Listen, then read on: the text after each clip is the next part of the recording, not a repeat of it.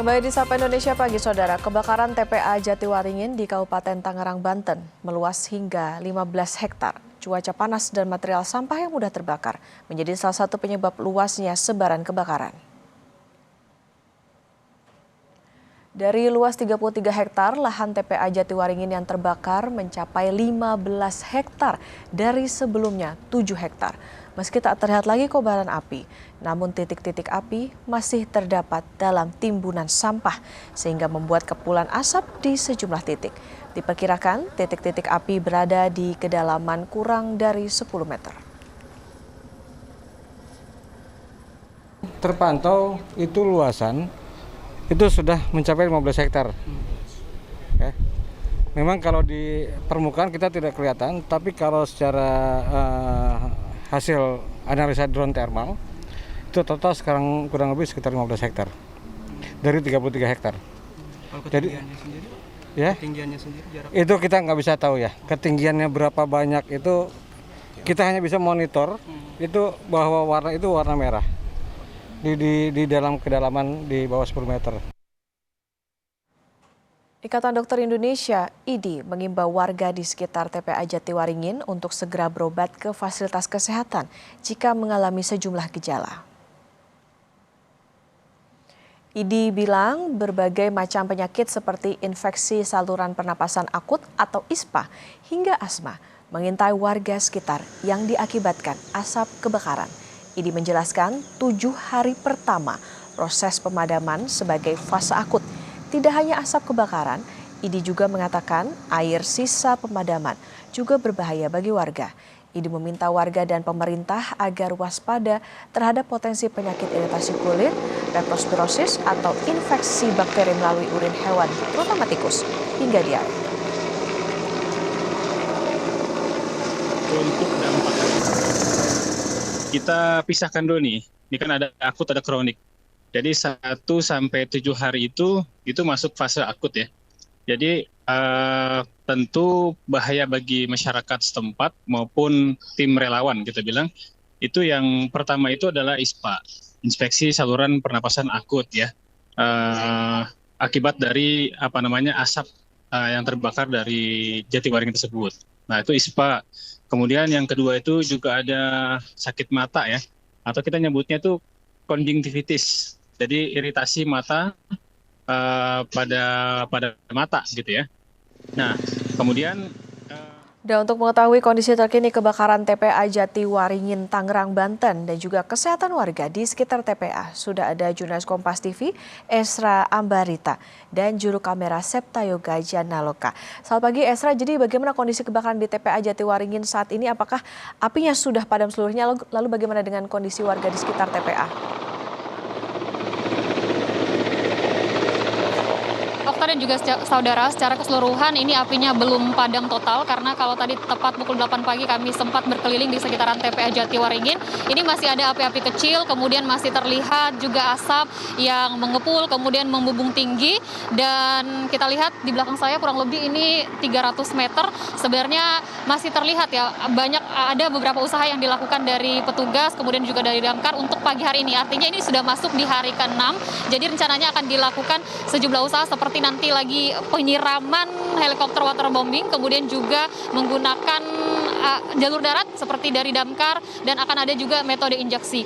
Nah, terkait hal ini memasuki hari 6, sebenarnya sudah ada 3 desa yang terdampak. Di antaranya ada Desa Jatiwaringin, kemudian Tanjakan Mekar, kemudian juga salah satunya adalah Desa Gintung. Nah, saat ini saya akan mengajak Okta dan juga saudara untuk berbincang dengan Kepala Desa Gintung, Kabupaten Tangerang, untuk mengetahui seperti apa dampak dari kebakaran TPA Jatiwaringin ini. Bapak, selamat pagi. Mungkin bisa dijelaskan kepada Kompas TV dan kita semua sejauh ini seperti apa evaluasi dan koordinasi di hari ke-6 pasca terjadinya kebakaran ini. Baik, terima kasih. Yang pertama, kami selaku Kepala Desa Gintung mengucapkan terima kasih kepada pemerintah Kabupaten Tangerang, kepada Kacamata Sukadiri yang sangat luar biasa melakukan evakuasi terkait Desa Gintung yang terdampak. Alhamdulillah kami selaku Kepala Desa Gintung sudah melakukan evakuasi ke desa tetangga dan melakukan pengobatan. Ada beberapa yang kena ISPA, yaitu 3 orang, dan kemarin kemarin juga sudah ada yang pengobatan ke Puskesmas Sukadiri, yaitu pengobatan ronsen. Ada berapa jiwa Pak yang dievakuasi sampai sejauh di hari ke-6 ini? Ada kurang lebih hampir 15 orang yang dievakuasi ke desa tetangga.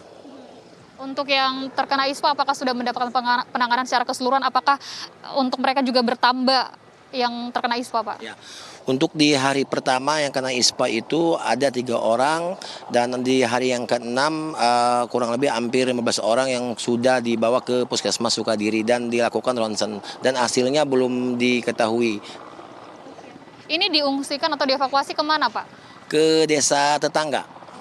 Artinya bergabung juga dengan desa-desa yang lain? Terpisah Ibu. Kalau desa yang lain itu di desa Tanjakan, mungkin di desa tetangga yang sebelah, dan kita mungkin di wilayah RW setempat aja yang berpindah. Apakah di sana juga disediakan posko-posko kesehatan juga? Seperti apa pelayanan yang diberikan juga? Ya, alhamdulillah di Desa Gintung ada posko kesehatan yang dimana kita mengadakan pengobatan gratis dan pengecekan juga untuk warga-warga yang terkena yang terdampak kebakaran di TPA. Selain ISPA, apakah ada keluhan juga dari masyarakat penyakit lain, Pak? Kebanyakan ISPA dan sesak napas aja. Itu aja sih. Ini menegaskan kembali, Pak, artinya secara keseluruhan warga sudah mengungsi semuanya, Pak? Tidak keseluruhan, mungkin sebagian saja yang terdampak saja. Karena yang terdampak itu di Desa Gintung ada RT 23 dan 24 dan 25. Oke, hari ini katanya rencananya ada modifikasi cuaca, ada koordinasi juga dengan kepala desa hari ini, Pak? Sampai saat ini kami belum mengetahui itu, Bu, terkait modifikasi cuaca itu. Bapak, berarti semua secara kesehatan juga sudah didapatkan ya, Pak? Artinya sudah dari kebakaran ini pertolongan pertama untuk ISPA sudah didapatkan secara keseluruhan ya, Pak? Ya, alhamdulillah dari hari pertama sampai hari ke-6 kami sudah melakukan penanganan bahkan kesehatan bagi warga yang terdampak di Desa Gintung RT 23, 24 dan 25. Bapak, terima kasih Bapak atas waktunya, Bapak. Terima kasih ya, Pak. Selamat menjalankan aktivitas kembali. Nah, saudara, tadi sempat dikatakan bahwa memang ada beberapa warga ini yang mengalami ISPA, tapi sudah dilakukan penanganan lebih lanjut karena memang dari hari kemarin dari posko pelayanan kesehatan juga sudah disediakan. Tidak hanya di lokasi terdampak, tapi di lokasi ini juga disediakan, tapi ini khusus untuk petugas karena 1 kali 24 jam petugas ini memantau langsung seperti apa api yang berada di TPA Jatiwaringin ini. Karena kita ketahui ada berbagai faktor mengapa dari api ini sebenarnya kadang intensitasnya tinggi, kemudian juga atau menyala. Ini dikarenakan misalnya angin yang kencang, biasanya di pagi hari, kemudian juga di malam hari, dan juga aksesnya yang susah dijangkau. Kita ketahui bahwa ini berada tumpukannya 20-30 meter, jadi dari petugas ataupun damkar ini mengharuskan membuka jalan terlebih dahulu, Okta dan juga saudara, barulah pemadaman ini bisa dilakukan. Nah, rencananya hari ini akan dilakukan modifikasi cuaca, tapi ini masih melihat nanti kondisi awan. Dan rencananya apabila memang mendukung akan dilakukan hal tersebut. Karena berbagai upaya sudah dilakukan sejak hari kemarin untuk membuat dari api ini padam. Tapi kalau kita lihat hari ini sepertinya masih akan dilakukan pemantauan, nanti akan dilakukan mungkin di pukul 9 atau di pukul 10 pagi. Okta. Baik, terima kasih atas laporan Anda, jurnalis Kompas TV, Esra Ambarita dan juru kamera Septa Yoga Janelka dari TPA Jatiwaringin, Tangerang, Banten. Selamat bertugas kembali.